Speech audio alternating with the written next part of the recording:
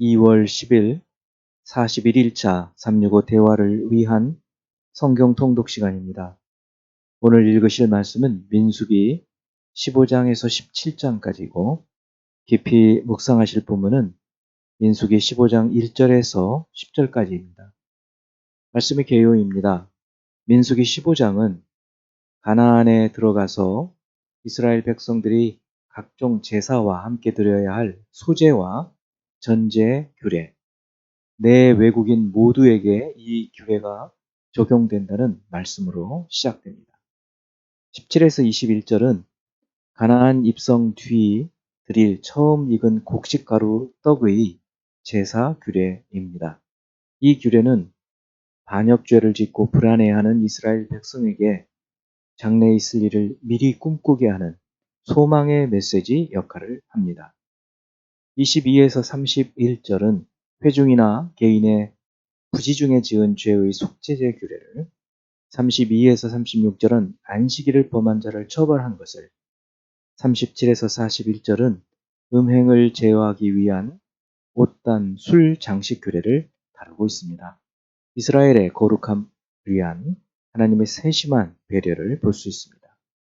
16장 1에서 3절은 모세와 아론의 지도력에 대한 고라 일당의 도전을, 4에서 11절은 그들에 대한 모세의 책망과 제안을, 12에서 14절은 다단과 아비람이 따르지 않은 것을 다루고 있습니다.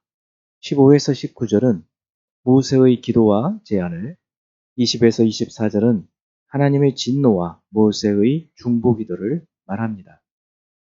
25에서 30절은 회중과 반역한 무리들을 분리시키고 특별한 심판이 있을 것을 선언한 것을, 31에서 35절은 땅이 갈라져서 반역한 무리를 삼키고 향로에서 불이 나와 250명을 살은 것을 기록하고 있습니다.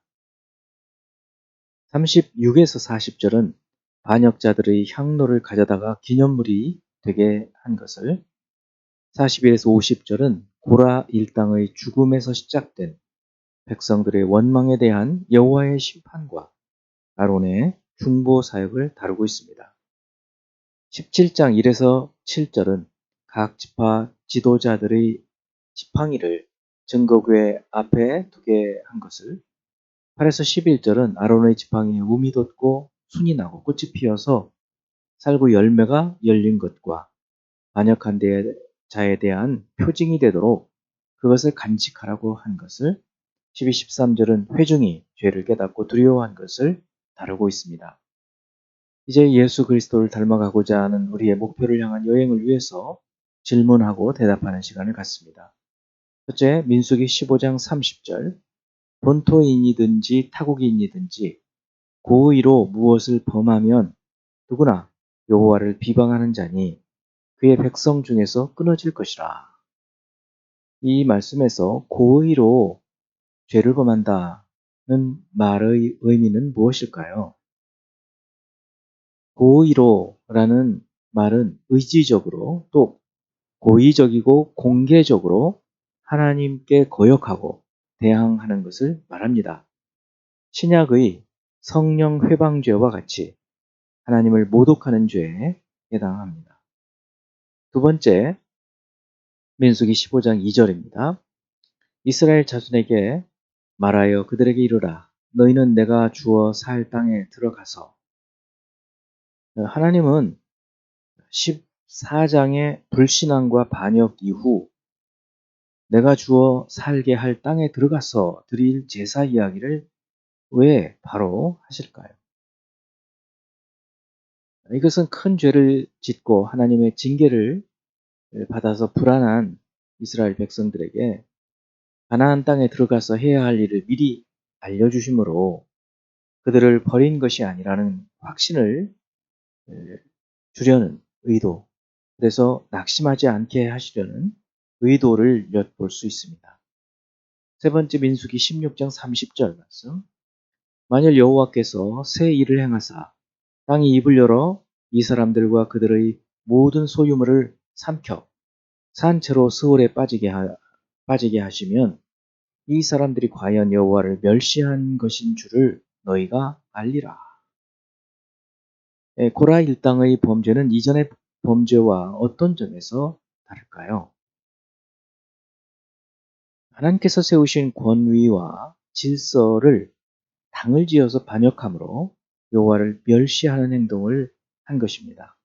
멸시하다라는 말은 은혜를 베푼 사람이 은혜를 받은 사람이 은혜를 베푼 상대를 배신하는 태도나 행위를 표현하는 말입니다. 네 번째, 민수기 16장 41절 말씀. 이튿날 이스라엘 자손의 온 회중이 모세와 아론을 원망하고 이르되 너희가 여호와의 백성을 죽였도다 하고, 고라 자손의 심판이 있은 다음 날 이스라엘 자손의 온 회중은 왜 이렇게 모세와 아론을 원망하고 있을까요?